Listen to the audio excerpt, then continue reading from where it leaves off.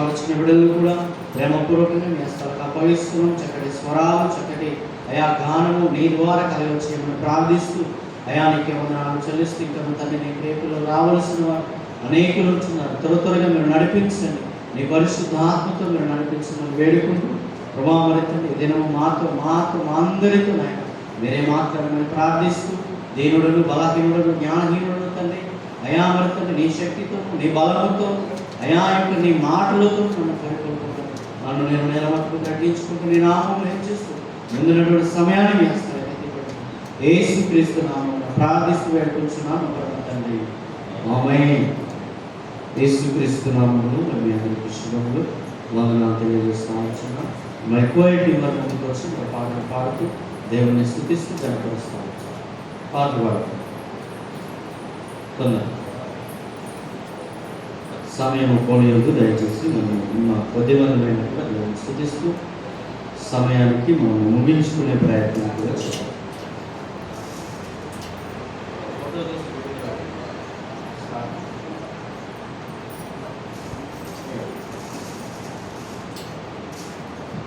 హల్లెలూయా. మన పాటల పుస్తకం నుంచి 131 పాట పాడుతున్నాం. 131 స్తుతించదా నీ నామం దేవా అనుదినం అనే పాట అందరం కలిసి చప్పటి ముందు పాడాలి. హల్లెలూయా హల్లెలూయా.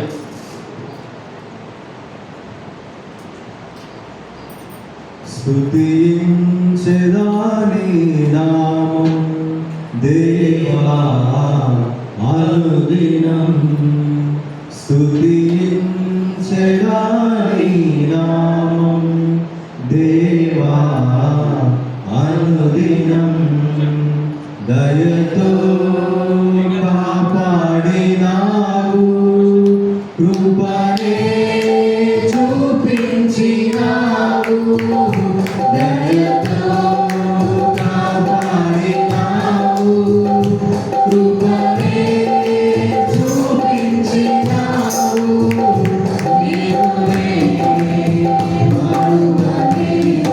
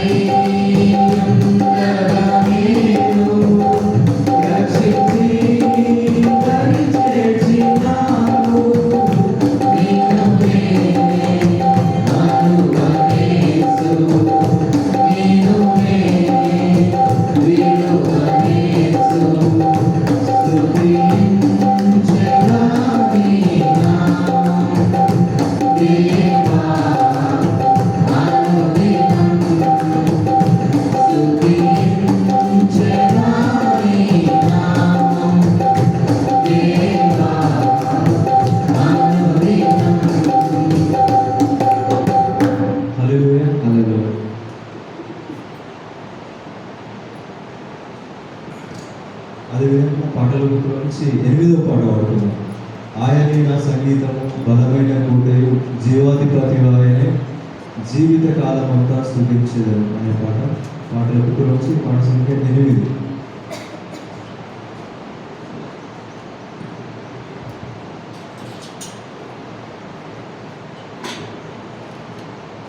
ఆయనే నా సంగీతము బలమైన కోటయును జీవాధిపతియు ఆయనే జీవిత కాలముగా స్తుతించెదను జీవాధిపతియు ఆయనే జీవిత కాలముగా స్తుతించెదను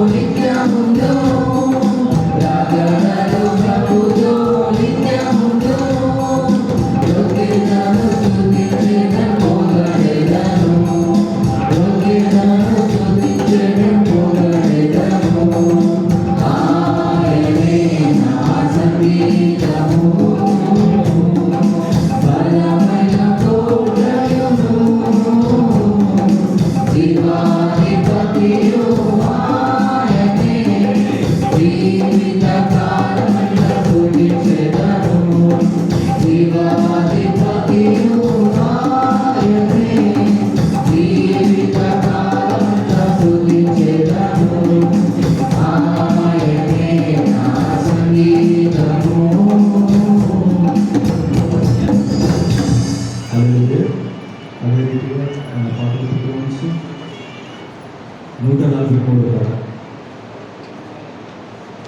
పాట సంఖ్య 143. స్తోత్రము స్తుతి చెల్లింతుము నీకే సత్యదేవుడా యుగయుగములకు ఆధారమా నీవే అద్వితీయుడా అనే పాట అందరం కలిసి చప్పట్లు కొడుతూ పాడదాం. హల్లెలూయా హల్లెలూయా. స్తోత్రము స్తుతి చెల్లింతుము నీకే సత్యదేవుడా యుగయుగాలకు ఆధారమా నీవే అద్వితీయుడా. స్తోత్రము స్తుతి చెల్లింతుము నీకే సత్యదేవుడా యుగయుగాలకు ఆధారమా నీవే అద్వితీయుడా. నీవే రాజం నీవే దివ్యం నీవే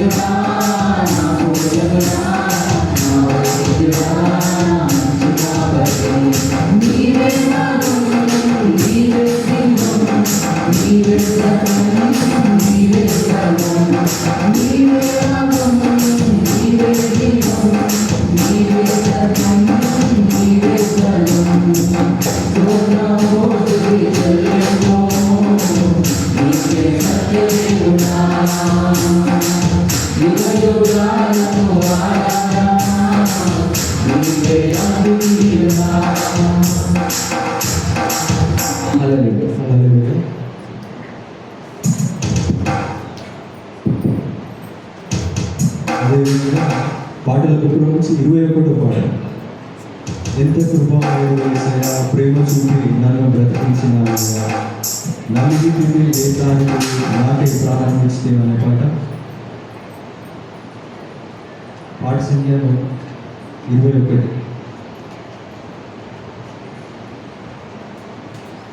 హల్లెలూయా. ఎంత కృపామయుడవు యేసయ్యా, ప్రేమ చూపి నన్ను బ్రతికించినావయ్యా, ఎంత కృపామయుడవు యేసయ్యా, ప్రేమ చూపి నన్ను బ్రతికించినావయ్యా,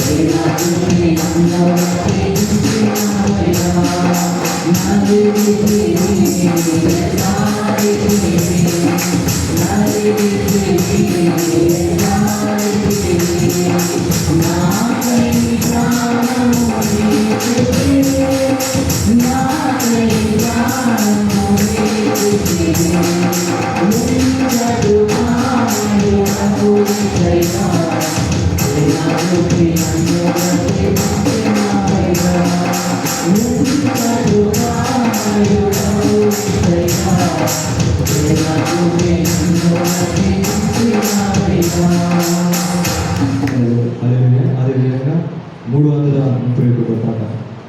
యేసునందు ఉన్న వారికి ఎల్లప్పుడూ జయమే జయం జయం హల్లెలూయా పాట.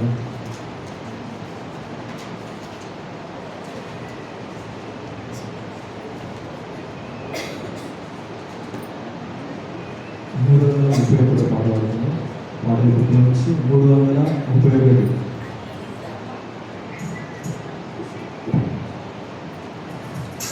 హల్లెలూయా.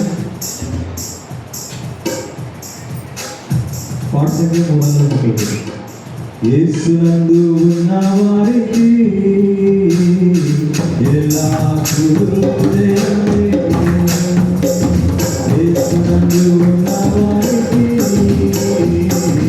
ఎల్లప్పుడూ జయమే. జయం జయం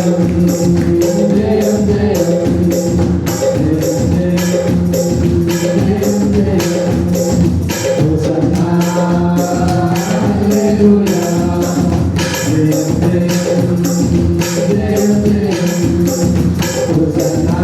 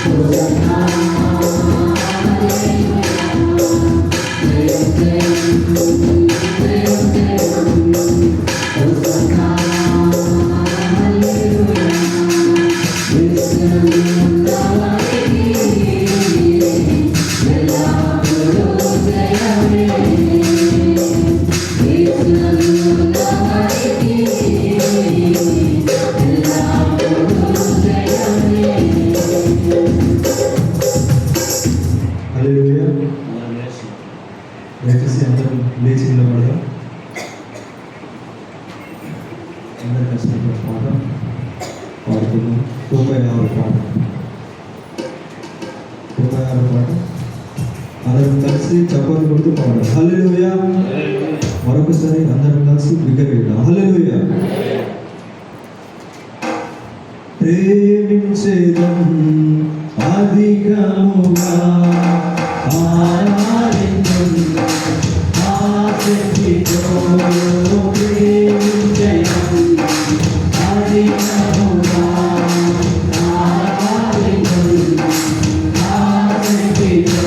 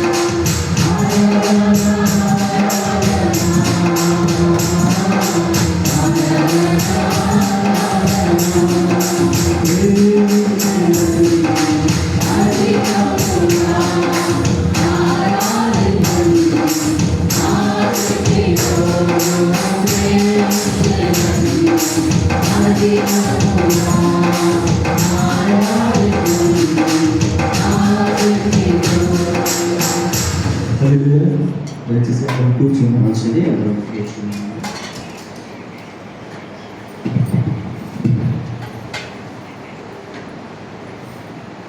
బైబిల్ తీసుకొచ్చిన ప్రతి ఒక్కరు ప్రియస్థలను బైబిల్ తీసుకొని బైబిల్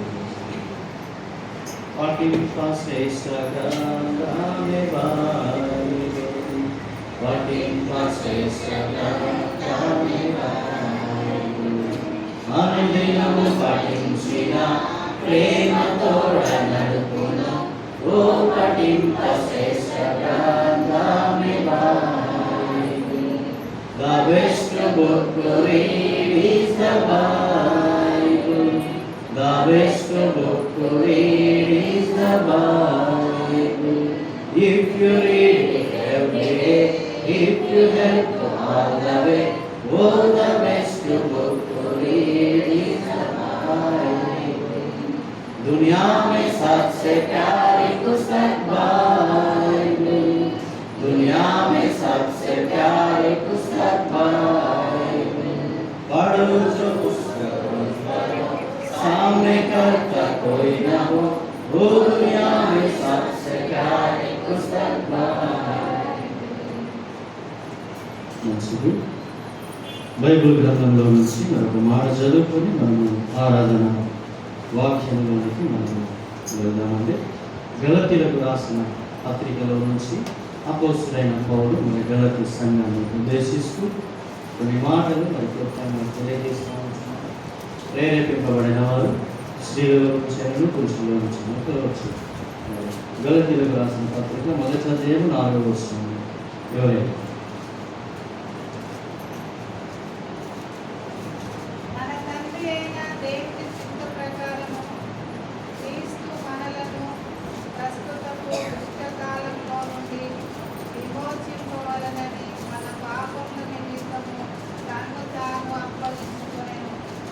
ప్రార్థన చేస్తున్నాను.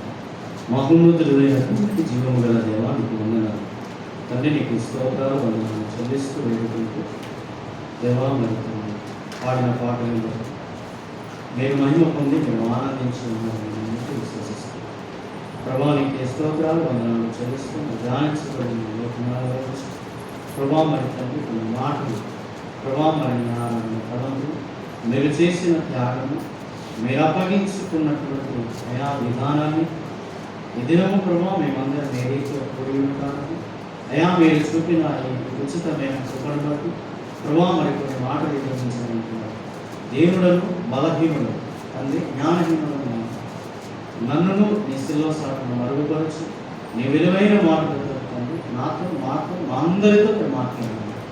యేసుక్రీస్తు నామమున ప్రార్థిస్తున్నాను. ఆమేన్. యేసుక్రీస్తు నామములో మరి మీ అందరికీ శుభములు వందనాలు తెలియజేస్తూ ఉంటున్నాను. మరి దేవుడు ఇచ్చిన ఈ గొప్ప తరుణాన్ని బట్టి మరి దేవునికి నమ్మకాలు.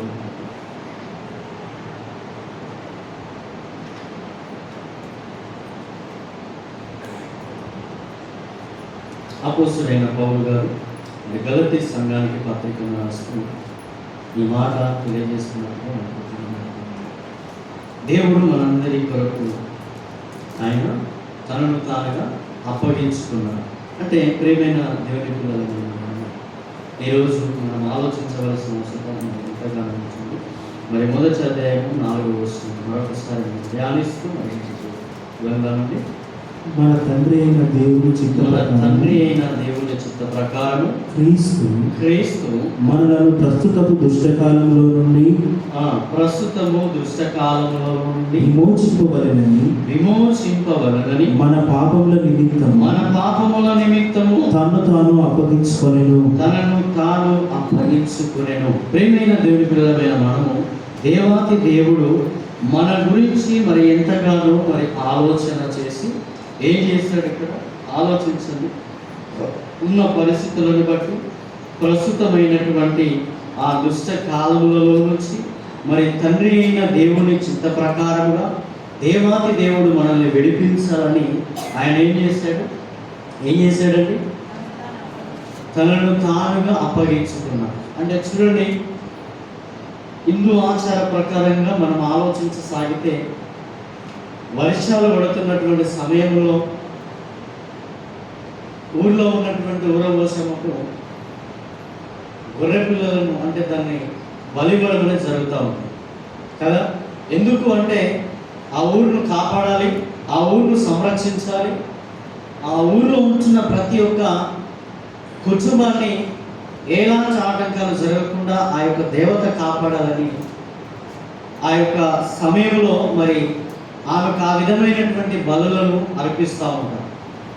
ఈరోజు ప్రేమైన దేవుని పిల్లమైన మనము యేసుక్రీస్తు ప్రభు మన యొక్క దుష్టకాలమును చూసి మన యొక్క పాపపు స్వభావంలో నుంచి మనల్ని విమోచించడానికి, మనలందరినీ ఆ బానిసత్వము కాడిలో నుంచి మనల్ని తప్పించడానికి యేసుక్రీస్తు ప్రభు తనను తానుగా అప్పగించుకున్నాడు. ప్రేమైన దేవుని చూడండి, ఈరోజు అప్పగించుకొనుట మన అంశం. అప్పగించుకొనుట, దేవాది దేవుడు మన యొక్క పాపముల నిమిత్తము తనను తానుగా అప్పగించుకున్నాడు. ఆయన అప్పగించుకున్నాడు కాబట్టే మనమందరము కూడా ఈరోజు ఈ రీతిగా ఈ స్థితిలో మనము ఆయనను ఆరాధించడానికి మనం వచ్చి ఉన్నాం. కాబట్టి ప్రేమైన దేవులమైన మనము ఈరోజు ఆలోచించండి, ఆ దేవాది దేవుడు మన నిమిత్తము మనమున్న పరిస్థితులను బట్టి, మనమున్న ప్రభావాలను బట్టి ఏదైతే మనల్ని వెనక్కి లాగుతుందో, ఏదైతే మనల్ని మరి ఈ లోకపు ఆశలోనికి లాగుతుందో, మరి ఆ పాపపు స్వభావంలో నుంచి విడిపించడానికి దేవాది దేవుడు తనను తానుగా అప్పగించుకున్నాడు. రే సహోదరి సహోదరుడా, ఈరోజు ఒక మాట నేను అడుగుతాను. దేవాది దేవుడు నిన్ను నన్ను గురించి, ప్రపంచ మానవాల గురించి తనను తానుగా అప్పగించుకున్నాడు కదా. ఈరోజు మరి దేవాది దేవునికి నీవు ఏ రీతి అప్పగించుకుంటున్నావు? ఈరోజు నీ కుటుంబంలో దేవునికి కలిగిన సమర్పణ ఏమైనా ఆలోచించండి.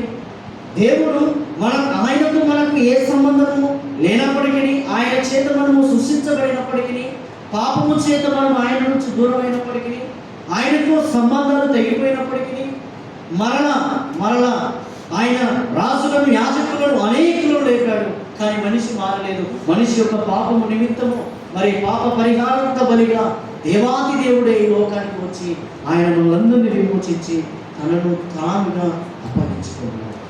ఈరోజు నీవు ఏ రీతిగా దేవునికి అప్పగించుకుంటున్నావు? ఈరోజు క్రీస్తు కొరకు నువ్వు ఏ రీతిగా బ్రతకగలుగుతున్నావు?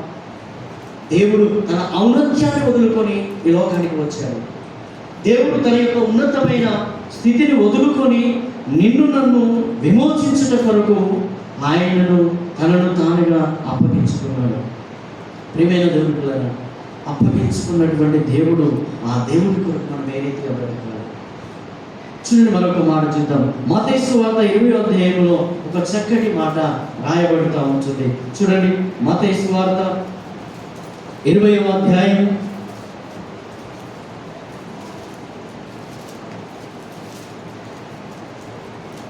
28వ వచనం. ఆయన అప్పగించుకున్న విధానాన్ని బట్టి మరికొన్ని లేఖనాలు మనకు సెలవిస్తూ ఉంటాయి. అలాగే మనుష్య కుమారుడు పరిచారము చేయించుకొనుటకు రాలేదు, కానీ పరిచారం చేయుటకును